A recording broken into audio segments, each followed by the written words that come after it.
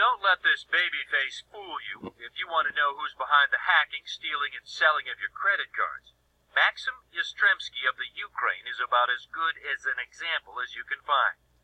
Up until the recent Target store breach, Maxic, as he was called, was the king of the hill, the most prolific credit card trafficker in the world, organizing and operating a worldwide credit theft ring that hacked into 9 major retailers, stealing and then selling the data from more than 40 million credit cards.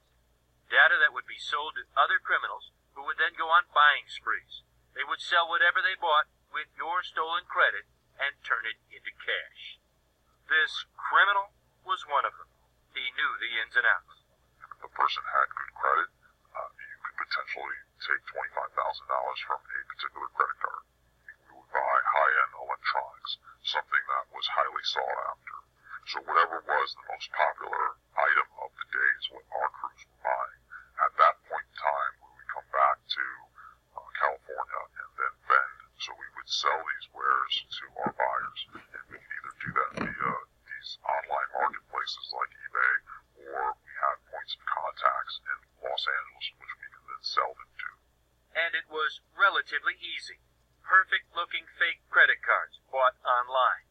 Machines to encode and emboss credit cards bought online.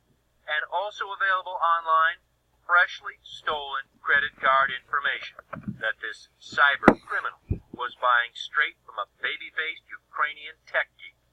You had the material to make the cards, you had the plastic to make the cards, and then you got the data to actually make the physical cards real and active. Yes. Just to be clear, you didn't do that. Yeah. No, everything was. Right, yeah. In theory. That's because this guy isn't a real cyber criminal at all.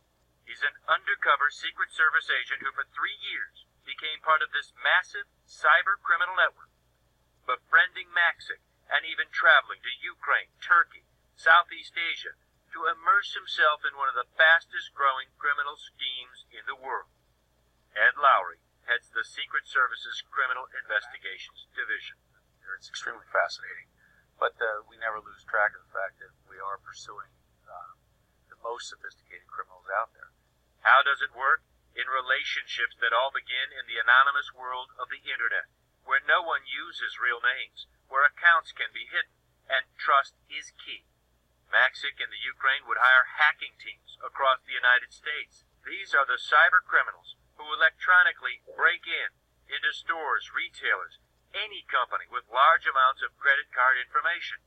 The hacked accounts are categorized by credit limits, then sold in bulk, online, anywhere from $15 for a classic card up to a couple of hundred for gold and platinum.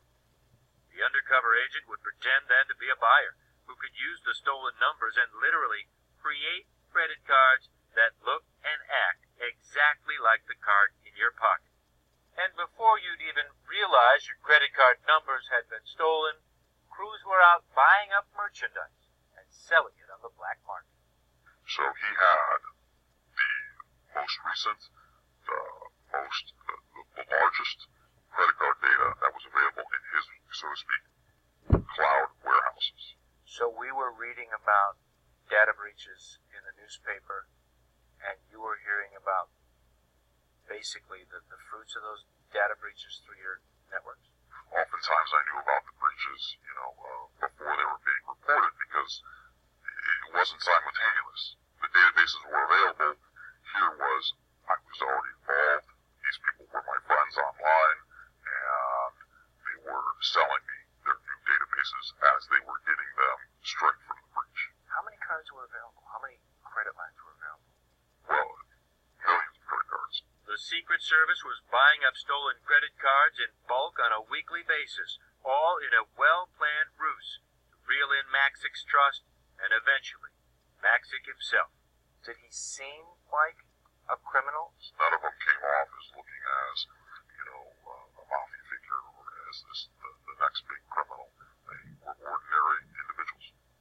And when you were touring with this guy, taking tours or hanging out at the beach, was this like normal? If you went out with your friends to go play tennis, that's all you did. I mean, we were towels, beachwear, hang out in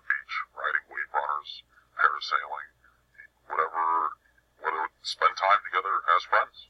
After a night out in Turkey, he brought Maxick back to a hotel where, as planned, they were both arrested. For more than a year, the agent continued the charade, even as Maxick was sentenced to 30 years in Turkish prison.